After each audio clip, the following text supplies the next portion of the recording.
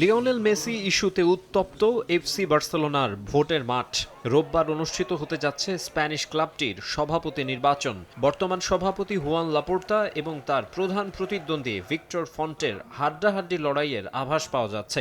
মেসির বার্সায় ফিরতে না পারা ইস্যুতে লাপোর্তাকে নানাভাবে আক্রমণ করছেন ফন্ট, তবে এ নিয়ে আত্মপক্ষ সমর্থন করছেন বর্তমান প্রেসিডেন্ট।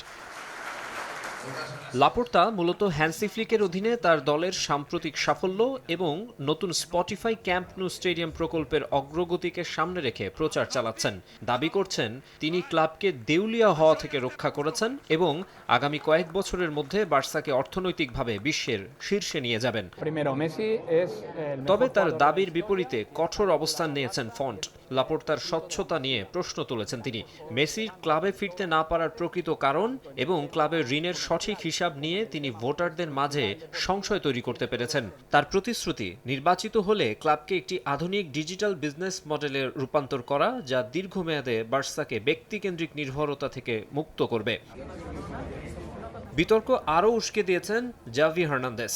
মেসি ইস্যুতে লাপোর্তা মিথ্যাচার করছেন। বার্সার সাবেক ফুটবলার ও কোচ এবং মেসির সাবেক সতীর্থের এমন মন্তব্য ভোটের আগে ফন্টকে বাড়তি সুবিধাই দিয়েছে। এছাড়া ক্লাবের 2 বিলিয়ন ইউরোর ঋণের ব্যাপারটিও ভোটারদের ভাবিয়ে তুলছে। লাপোর্তার গেল 5 বছরের কার্যক্রম নিয়ে চলছে কাটাছেঁড়া। কাঁধে বিশাল ঋণের বোঝা থাকায় অনেক ভোটারেরই আশঙ্কা, আর কি মেম্বার ওন্ড ক্লাব থাকতে পারবে এফসি বার্সেলোনা, নাকি থার্ড পার্টি ইনভেস্টরের হাতে চলে যাবে মালিকানা। 1,14,000-এর বেশি ভোটার এবার তাদের ভোটাধিকার প্রয়োগ করবেন। রোববার সকাল থেকেই ক্যাম্প নু সহ বিভিন্ন কেন্দ্রে ভোট গ্রহণ শুরু হবে এবং ওই রাতেই জানা যাবে কে হচ্ছেন বার্সেলোনার 41তম সভাপতি, আগামী দিনের কাণ্ডারি। মাকসুম আলম খান, সময় সংবাদ।